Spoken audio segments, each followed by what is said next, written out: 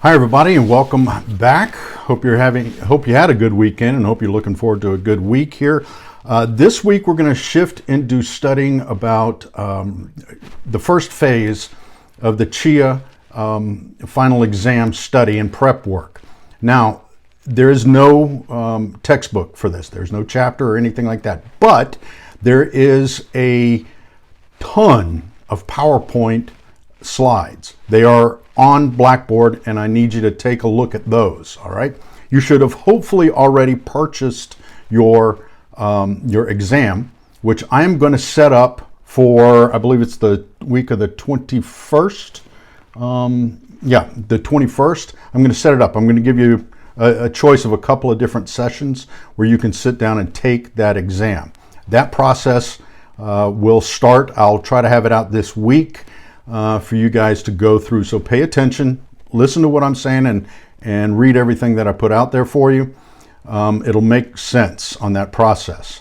Now, to study for the Chia exam, I want you to go through those slides, and there's over 100 of them in this first section.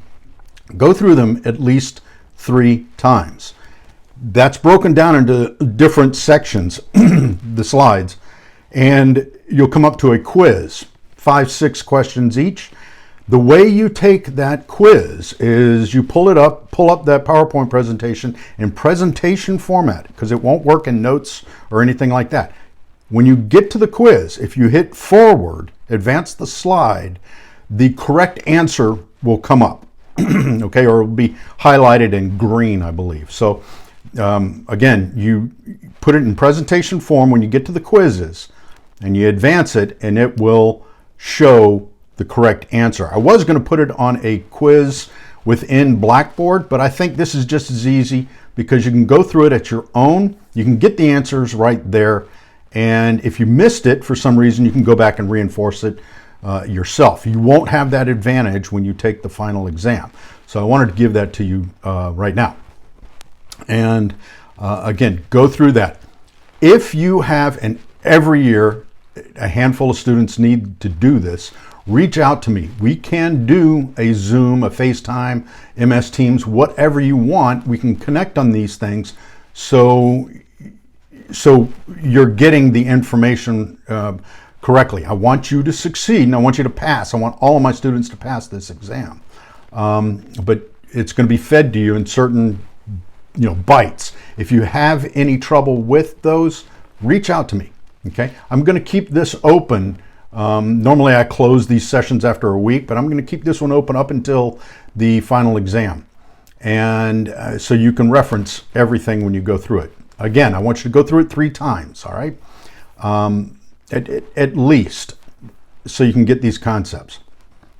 Okay, well, let me talk a little bit about this, the discussion board question I just had this last week. What I was really looking for is not only how you answered the question, pricing here, but how you laid out the variables. Or did you recognize that there's so many variables that go into pricing and occupancy? Most of you got it right on the money. There's no right or wrong answer, okay? And I responded to, I think, most of you, if not all of you, giving you some comments and some feedback in the discussion board. Feel free to chime back in. That's what the discussion board is there for. And I think, personally, this is how you learn more. The other thing I wanted to see is how well you guys communicate.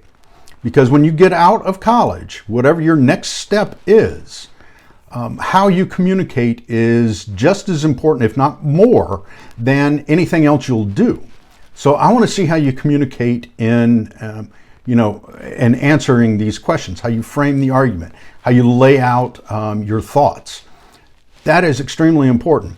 And I'm not talking it has to be lengthy. Some of the best statements and some of the best responses to that discussion board question were very short. So, keep those things in mind. There's reasons I put them out there like that. Let me see here. I took all kinds of notes when you did it. I mean, it's filled with notes on your stuff.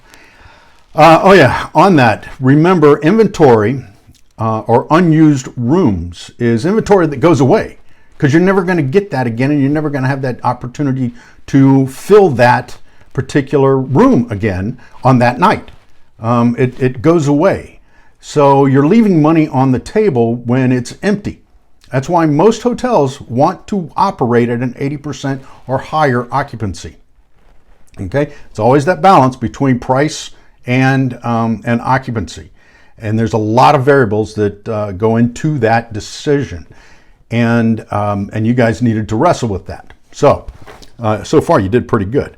When I was your age, I didn't want to say. Oh yeah. Some of you gave me examples of when you went on vacation or when you tried to find your own hotel rooms and you were price comparing and all those kind of things. All I could think of is when I was y'all's age and I was trying to get a hotel for spring break or something like that. I didn't care because I wasn't in the room that much. Same thing now. I go to Las Vegas every so often. I know a bunch of the GMs at these casinos. They just give me this huge room, which is ridiculous because I'm never there.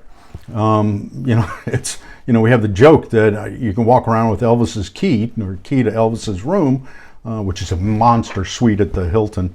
You can walk around and just show people, hey, I've got this room, but you're never there. So I guess it's a little bit different how you look at things. Let's see, is that it? Yeah, okay. So again, I want to reinforce this Chia exam process.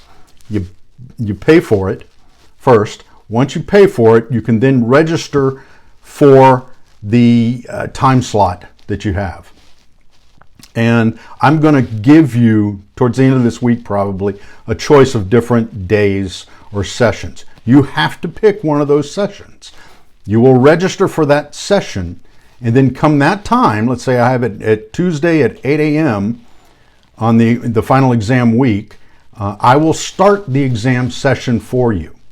You will take it at your place. You don't have to go to a location, although there will be an office location that will come up. That is only the office at the university, the hospitality office. But you don't have to report there. You can do it from your laptop or your desktop computer. And at that time, let's say it's 8 a.m. on a Tuesday morning, you will then start the exam.